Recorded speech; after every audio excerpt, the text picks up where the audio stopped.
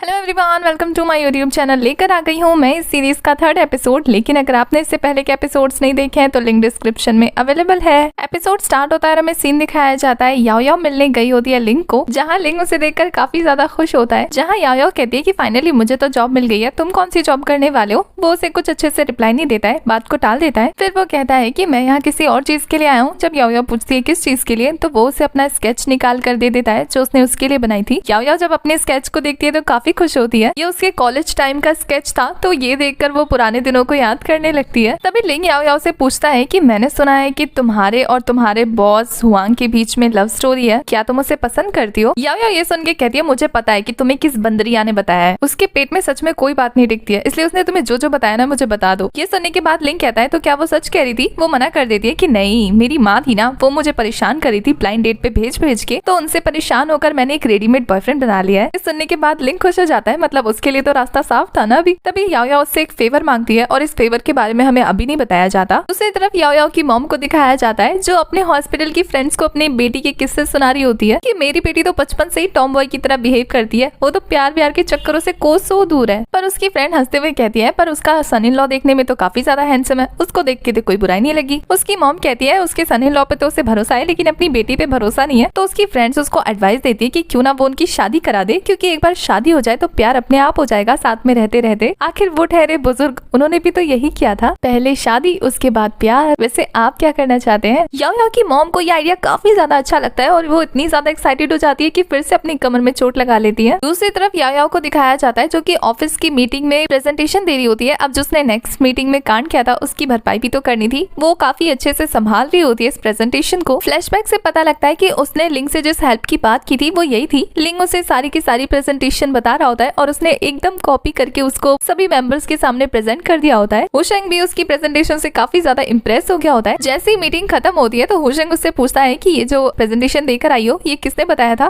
खुद से तो तुम्हारे दिमाग में आया नहीं होगा। वो कहती है मैंने मेरे ओल्ड क्लासमेट से पूछा था, थोड़ा सा पूछा था, ज्यादा नहीं, पर वो यकीन नहीं मानता। वो कहती है सच में थोड़ा सा ही पूछा था। तभी याओ याओ को हॉस्पिटल से डॉक्टर का कॉल आता है और वो बताते हैं कि उसकी मॉम की कंडीशन और ज्यादा खराब हो गई है। तो ये सुनने के बाद वो फटाफट हॉस्पिटल भागती है। हॉस्पिटल पहुंचकर उसे डॉक्टर से पता लगता है कि उसकी मॉम की कमर की हालत और ज्यादा खराब हो गई है क्योंकि वो अभी तक अपनी मूवमेंट को कंट्रोल नहीं कर पाई है। ये सुनने के बाद वो अपनी मॉम पे गुस्सा करने लगती है कि वो बूढ़ी हो गई है तो इतना ज्यादा हिलने डुलने की क्या जरूरत है। पर उसकी मॉम तो उल्टा उसी को इमोशनल ब्लैकमेल करने लगती है कि वो छोटी थी तब से वो उसकी केयर कर रही है, अब थोड़ी बूढ़ी हो गई है तो नहीं हो पा रहा है उनसे, उन्हीं की गलती है जो उनका हस्बैंड उन्हें छोड़कर चला गया और उन्हें अकेले याओ याओ को पालना पड़ा। अब तो वो उसका ख्याल भी अच्छे से नहीं रख पा रही है। याओ याओ सच में इमोशनल हो जाती है और वो अपनी मॉम को ये सारी बकवास करने से रोक रही होती है। उसकी मॉम कहती है अब तो मेरी जिंदगी की बस एक आखिरी विश है कि तू शादी कर ले, एक अच्छे से लड़के के साथ सेटल हो जाए। मुझे हुशेंग सच में एक बहुत अच्छा लड़का लगता है, अगर मैं मरने से पहले तुम दोनों को साथ में देख लूं तो मेरी आत्मा शांत हो जाएगी। याओ याओ उनकी ऐसी इमोशनल बातें सुन के पिघल जाती है और कहती है ठीक है तो मैं उससे इस बारे में बात कर लूंगी। याओ याओ के वहाँ से जाने के बाद उसकी मॉम अपना एक्टिंग मोड ऑफ करती है और अपनी फ्रेंड से कहती है बहुत मुश्किल था ये एक्टिंग करना। दूसरी तरफ याओ याओ को दिखाया जाता है जो सीधा हुआंग के पास जाकर उसे शादी का पूछ लेती है। बेचारा तो सुन के शौक रह जाता है। यहाँ उसकी मॉम को उसकी फ्रेंड दिलासा दे रही होती है कि कोई बात नहीं, तुम्हारी बेटी कर लेगी शादी, एक्टिंग वैसे काफी जबरदस्त थी। वो भी खुश हो जाती है। यहाँ हुआंग को पता लगता है कि याओ याओ उसके साथ कॉन्ट्रैक्ट मैरिज करना चाहती है।